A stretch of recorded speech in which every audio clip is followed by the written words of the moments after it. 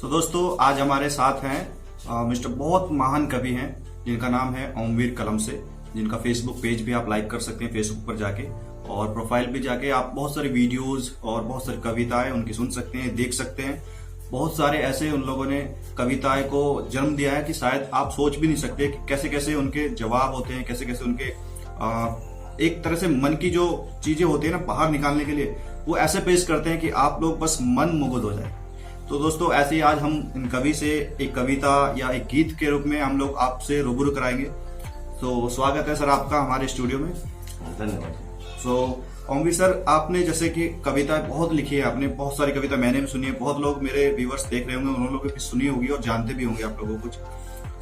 आप बाबा साहब की भी बहुत सारी कविताएं लिखते हैं और भी बहुत सारी कविताओं को आपने जन्म दिया है। तो आज हमारे स्टूडियो में कुछ ऐसी एक कविता सुना दीजिए कि हमारे जो व्यूवर्स हैं, जो देखने वाले हैं, वो जोश में भर हो। जी धन्यवाद सचिन जी, आपने स्टूडियो में बुलाया, आपका बहुत बहुत धन्यवाद। तो मैं आपको सर्वप्रथम बाबा साहब के लिए जो है लिखी हुई मेरे एक सिग्नेचर है, एक हस्ताक्षर है, मैं आपको एक कविता के माध्यम से सुनाऊंगा। बाबा साहब तुम दुनिया में भारत के भाग विधाता हो, दुनिया में नाम तुम्हारा है, संविधान के तुम निर्माता हो। एक दलित के घर में जन्म लिया, पढ़ने की तुम्हें मनाही थी, इतने संघर्ष किए तुमने, तब जाकर शिक्षा पाई थी। जब पास वकालत कर आए, आरक्षण के तुम दाता हो, दुनिया में नाम तुम्हारा है, संविधान के तुम निर्माता हो। तो मैं बाबा साहब के लिए एक बात वो बतानी चाहूंगा, जिस समय मात्र वो छोटे से एक बच्चे के रूप में, एक बच्चा होने के बावजूद जब वहां स्कूल पढ़ने गए, 12 महीने हर मौसम में तुम्हें बाहर बैठना पड़ता था। बाबा साहब को क्लास के अंदर घुसने की अनुमति नहीं थी। 12 महीने हर मौसम में तुम्हें बाहर बैठना पड़ता था। गर्मी में गिरे पसीना तो सर्दी में जिस्म अकड़ता था, तुम्हें कौन बचाता बारिश से जब पास नहीं एक छाता हो, दुनिया में नाम तुम्हारा है, संविधान के तुम निर्माता हो। वाह वाह, बहुत अच्छा। हमारे जो कवि जी हैं उनकी सिंगिंग में भी बहुत दम है, और बाबा साहब के बारे में जो बताया बिल्कुल सत्य है और बिल्कुल सही है।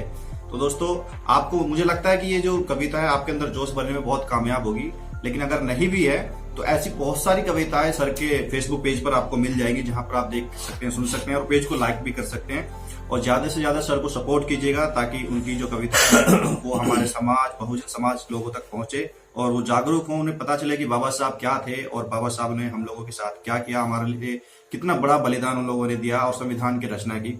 तो दोस्तों ऐसे हम लोग और भी बात करेंगे हमारे गुरुजी, हमारे कवि जी से। तो सर आप ये बताइए, जैसे आपने बाबा साहब की कविता तो लिखी है, लगभग अभी तक कितनी कविता आपने लिख ली होगी? मेरी कविताओं की वैसे गिनती तो है नहीं, मैं समझता हूँ हो सकता है 5000 7000 शायद।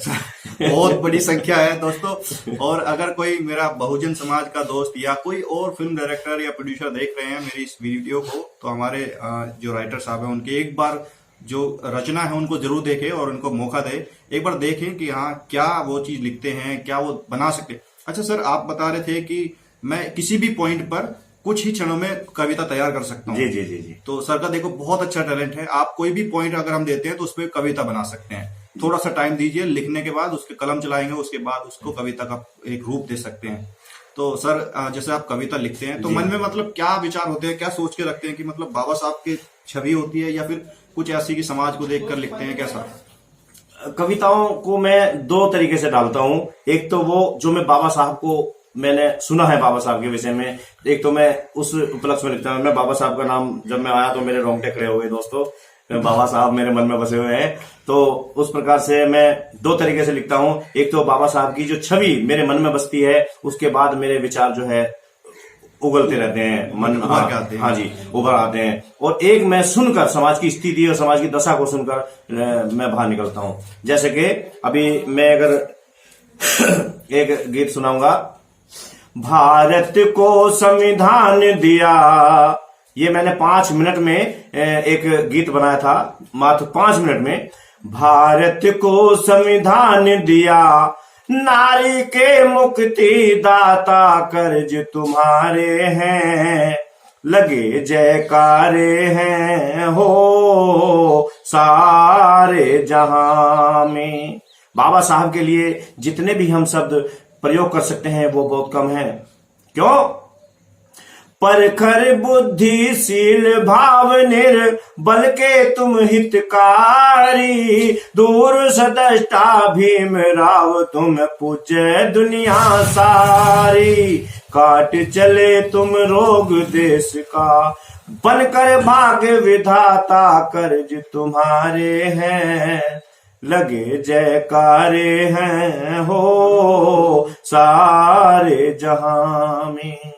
बाबा साहब ने संविधान के साथ साथ अधिकार जो हमें दिए हैं उनमें नारी का अधिकार था, हिंदू कोड बिल लगाया और ऐसे बहुत सारे काम किए हमारे हित में, नारी के हित में। क्या आजादी से पूर्व नारी की हालत क्या थी दोस्तों, हम सोचकर भी हमारे जो है जहन में आग लग जाती है।